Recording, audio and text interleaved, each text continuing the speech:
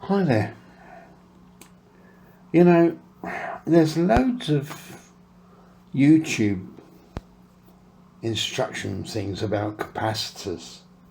They go into the different values and the voltages and types of capacitor, but none of them actually explain how they actually work. You won't find it in many of the books, technical books. You won't see anything about how it actually works. I mean, in its basic thing, a capacitor is just two metal plates separated from one another. Could be air, could be some other kind of dielectric like mica, which is a really, really good insulator, or paper, which is also an insulator if it's nice and dry, especially if it's oiled, covered in oil. That's what they used to use in the dear old good old days, oil-filled capacitors. So if you've got two metal plates with an insulation between them, how the hell can you get electrons to go from one plate of the capacitor to the other plate? Well, the answer is you don't. You create, if you like, a kind of a mirror using electrostatics. Now, if I can hopefully switch to my forward-facing camera, I can explain why. That's a simple capacitor. You can't ask anything simpler than that, could you? Now, what happens? Gee, it's awkward trying to write on here but looking at the camera at the same time. If you put a big positive voltage on there, what happens?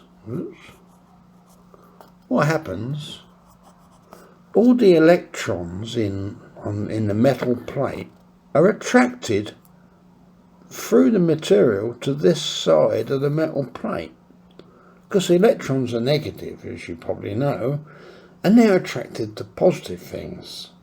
So all the electrons in here will all go zoom into the other side of the plate because they want to be over there.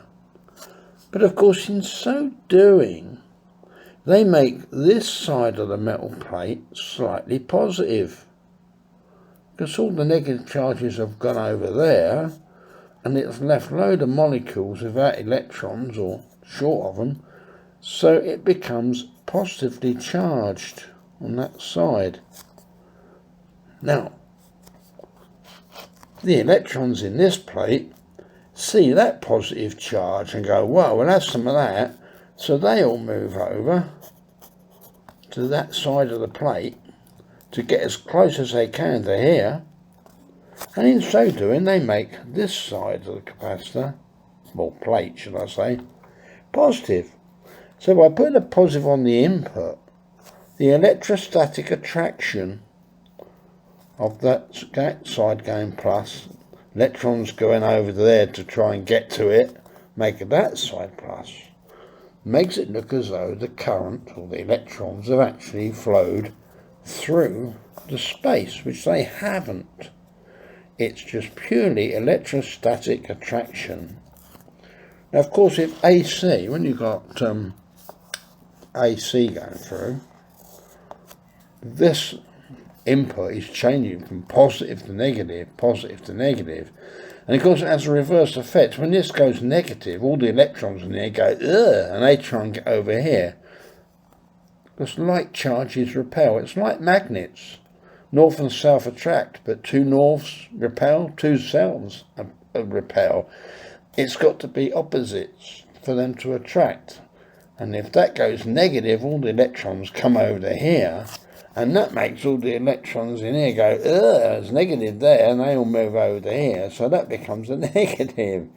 And that's how a capacitor actually works inside. So you can understand now that if you bring the capacitor's plates of them together closer, the effects of the electrostatics is more pronounced. If you make these plates bigger, the effect is more pronounced. And what you're doing is changing the capacitance. You're going from something like, I don't know, 100 nanofarad to 470 nanofarad, you know. It makes it all happen a lot easier. And that is how a capacitor actually works. When I used to teach C cadets basic electronics, they found it rather difficult, this business of attractions, you know.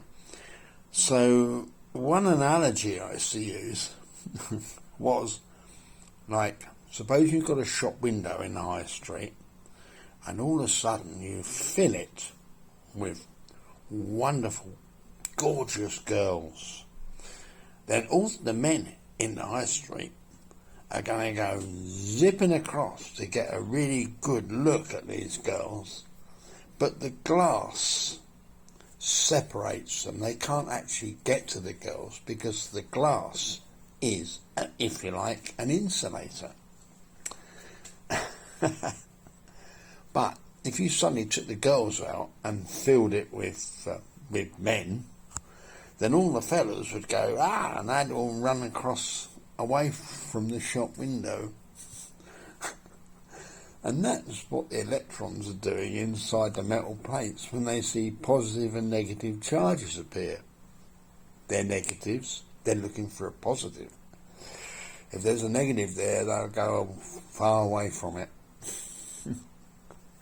It sounds crazy, but that can be the only way that capacitors work when you think about it. As I said, remember, it's electrostatics, which is in use here. When it comes to things like inductors and transformers, then you're talking about electromagnetics.